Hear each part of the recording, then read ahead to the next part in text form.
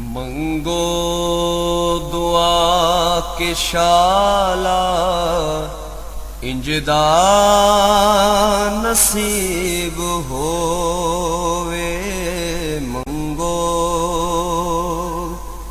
دعا کے شالا انجدا نصیب ہووے، جد آوے موت مینوں، جد آوے بسم اللہ الرحمن الرحیم۔ السلام علیکم دوستو بزرگو ناظرین، تارے سامنے میں اگلی ویڈیو دے نال حاضر ہاں۔ تسی دیکھ رہے ہو کہ اے تارے سامنے ایک جڑی اسی بوٹی لیندی ہے، بڑی ہی زبردست، بڑی قیمتی تے بڑی ودیا چیز ہے، اور اس دا جڑا نا پہلے نمبر تے کہ لیانی بہت مشکل ہے سی، اتنی مشکل ہے کہ انہوں توڑ کے قابو کرنا ہی بہت مشکل ہے کہ اتنے زیادہ کنڈے نے۔ انہوں میں کل لے کے آیا،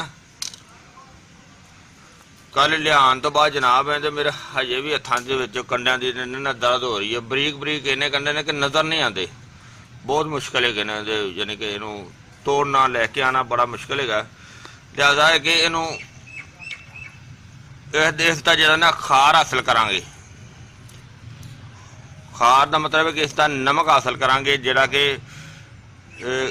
کھانسی اور کیرے واسطے بڑی ہی زبردست چیز ہوئے گی۔ اور ان کا کھار اس طرح حاصل کیتا جائے گا کہ اس نو پہلے سکھاواں گے، مکمل طور تے جڑی سک جائے گی، تے اس تو بعد پھر اینوں جلاواں گے، وہ تانوں اگلے سٹیپ دے وچ سارا دکھائی جاواں گے۔ اور اس دے ہور بھی بہت زیادہ فائدے نے، بڑی ہی قیمتی تے بڑی زبردست چیز ہے۔ دیکھو اللہ تعالیٰ نے جڑی بوٹی دے وچ بڑے ہی زبردست فائدے رکھے نے، اور یہ پھل بھی بڑے خوبصورت نے، بہت پیارا پھل ہے۔ تے اس تو علاوہ جناب اینوں اسی ہن اس طرح دھوپ دے وچ بچھا دیتا ہے تاکہ یہ جلدی تو جلدی جڑی نا وہ سک جائے گی۔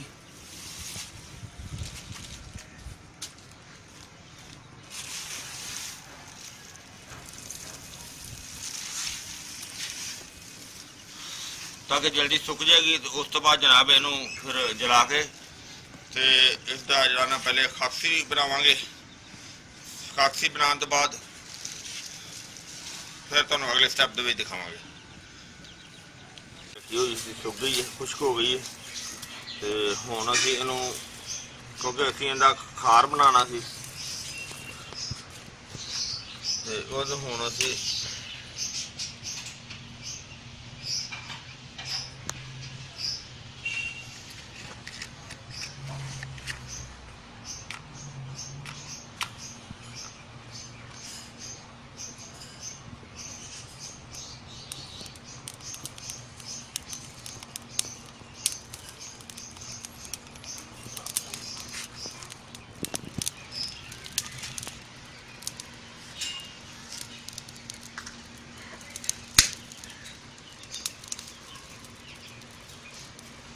چنگی طرح انہوں بنا کے خاک، پھر جناب ان کا خار بناواں گے، اور دیکھنا تارے سامنے یہ سارا سلسلہ چلاواں گے۔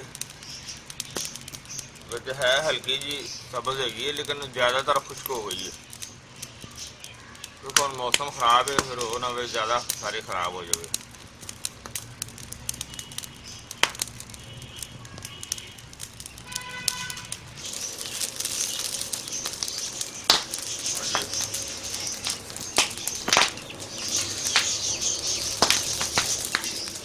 کنڈے بہت زیادہ نے،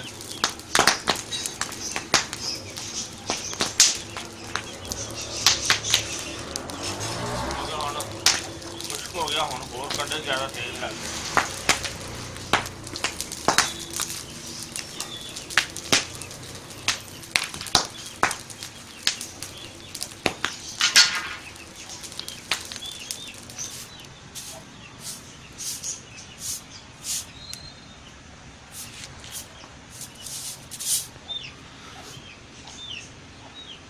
ہاں جی دیکھو سارا جڑا نا کلیئر ہو گیا، لہٰذا جی بہت گرم ہے، یہ سیک گیا، ہوں ٹھنڈا ہوئے گا تو پھر اگلا مرحلہ جڑا نا چلاواں گے۔ فی الحال یہ اس طرح ہی رکھ دینا۔ हाँ जी देखो ठंडी हो गई बिल्कुल। और इनू हुण असीं इकट्ठी करके सारी महफूज कर लिया। देखो बिल्कुल A1 ठंडी है। और हुण इनू जनाब अगला जिहड़ा मरहला है वो तुहानूं दिखाने आ। और इनू हुण असीं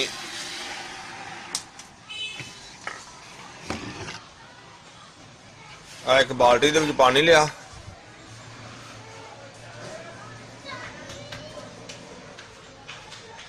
बिस्मिल्लाहिर्रहमानिर्रहीम। इनू हुण असीं पानी दे विच काला साबन मिल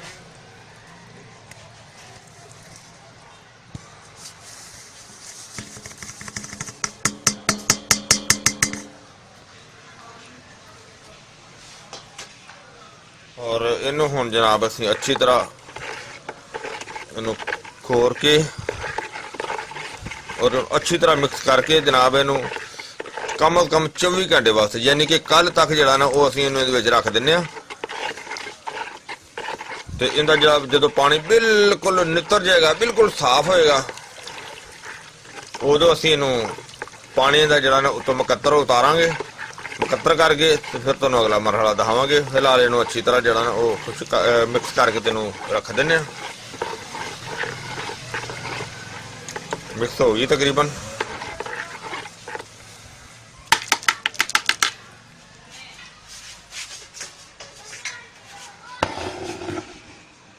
हाँ जी इनू हुण काफ़ी देर तक पिया सी, मतलब है कि इनू 24 घंटे तो भी ज़्यादा हो गए ना।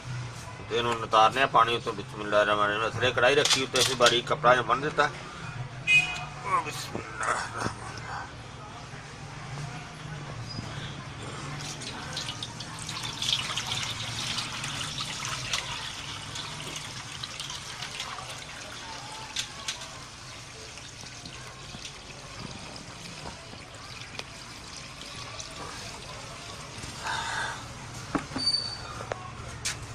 थले हुण कालक आ गई।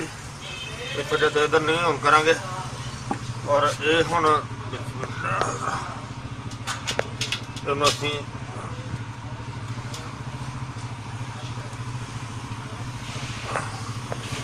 पानी इहदा उतार लिया, बिल्कुल साफ हो गया। और इहनूं हुण चुल्हे ते रखने। चुल्हा जल गया। बिस्मिल्लाहिर्रहमानिर्रहीम।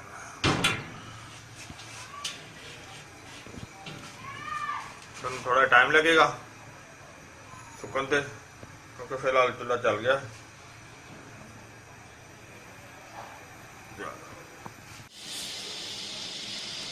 देखो पानी काफ़ी ज़्यादा जो ना खुश्क हो गया। खुश्क हो के पानी जो है ना ब्लैक शेड के लिहाजा असीं देख रहे हैं, इनू क्लीयर करने पता चल जाएगा। अगर दोबारा भी बनाना पिया तो बना लवांगे, नहीं तो फिलहाल इनू खुश्क करके पता करने कि कैसा क्लीयर होंदा है।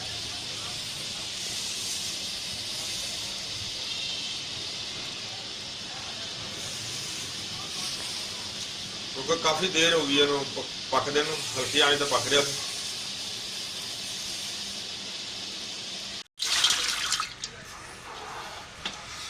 देखो ब्लैक शेड सी ना जड़ा इस ब्लैक शेड की वजह तो इन्हों दोबारा जड़ा ना हुण बनाने, क्योंकि वैसे तो पानी खुश्क हो गया सी सारा, लेकिन वो ब्लैक शेड की वजह तो इन्हों दोबारा जड़ा मुकत्तर करने ताकि इहदा पानी जड़ा ना वो बिल्कुल साफ हो जाए। क्योंकि फिलहाल ब्लैक नहीं होना चाहिए सी ना, ब्लैक ज़्यादा हो गया। इन्हों दोबारा जड़ा ना फिर भुन देने ताकि जी कालक वगैरह है सी कम हो जाएगी।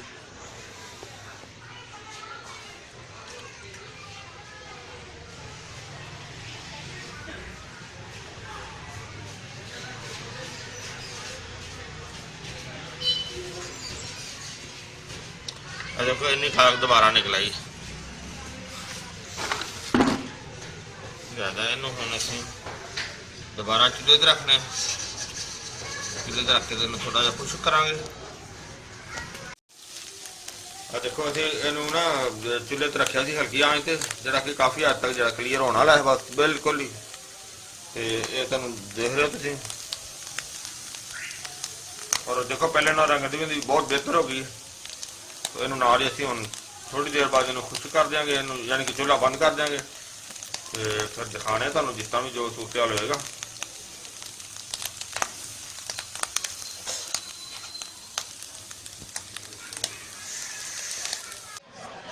ਮਾਸ਼ਾਅੱਲਾ ਦੇਖੋ ਸਾਰੀ ਖੁਸ਼ਕ ਹੋ ਗਈ ਤੇ ਔਰ ਇਹਨੂੰ ਅਸੀਂ ਹੁਣ ਜਿਹੜਾ ਨਾ ਇੱਥੇ ਵਿੱਚ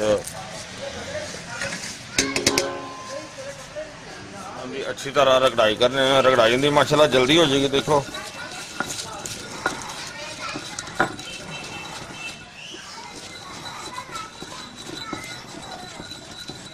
यानी कि देखते ही रगड़ाई जी ना वो जल्दी हो रही है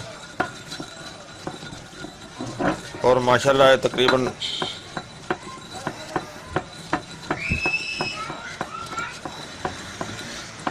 ਤੁਸੀਂ ਦੇਖਿਆ ਕਿ ਸਾਰੀ ਇੱਕ ਜੜੀ ਬੂਟੀ ਦੇ ਨਾਲ ਕਿੰਨੇ ਮਰਹਲੇ ਆਏ ਨੇ ਔਰ ਕਿੰਨੇ ਮਰਹਲਿਆਂ ਨਾਲ ਅਸੀਂ ਉਹਨੂੰ ਜਿਹੜਾ ਨਾ ਕਿੱਥੋਂ ਤੱਕ ਪਹੁੰਚਾ ਦਿੱਤਾ ਔਰ ਮਾਸ਼ਾਅੱਲਾ ਬਹੁਤ ਜ਼ਬਰਦਸਤ ਬਣ ਗਈ ਹੈ। ਔਰ ਇਹਦਾ ਇਸਤੇਮਾਲ ਜਿਹੜਾ ਹੈ ਉਹ ਜਨਾਬ ਤੁਸੀਂ ਯਾਨੀ ਕਿ 2 ਚਾਵਲ ਦਾ ਜਾਂ 1 ਕਣਕ ਦੇ ਦਾਣੇ ਜਿੰਨਾ ਪਾਊਡਰ ਜਿੰਨਾ ਬਣਦਾ ਇੰਨਾ ਪਾਊਡਰ ਲੈਣਾ ਹੈ और इनू शहद दे विच मिला के इस्तेमाल करना है। खांसी वास्ते, दमे वास्ते, फेफड़ियां दी आवाज़ वास्ते बहुत अच्छी चीज़ है। अगर तुसी बच्चे नू देना है तो उन्हों अद्धे चावल की मकदार के हिसाब नाल दे सकते हो। अगर बच्चा 2-4 साल का है उन्होंने 1 चावल की मकदार नाल दे सकते हो। अगर वड्डा बंदा है तो उन्होंने तुसी 2 चावल की मकदार नाल दे सकते हो और सुबह शाम भी दी जा सकती है। यह दवाई बहुत अच्छी तो बड़ी निराला किस्म की है तो इनका इस्तेमाल जरा ना बहुत आला है और इनके फवायद जो तुसी देखे ने। इस तो अलावा ये मैदे के निज़ाम नूं भी बहुत बेहतर और बहुत अच्छा जरा ना वो ठीक कर दी है। और मैनू उम्मीद है कि मेरे दोस्तों भरावां नूं वीडियो अच्छी लगी होगी।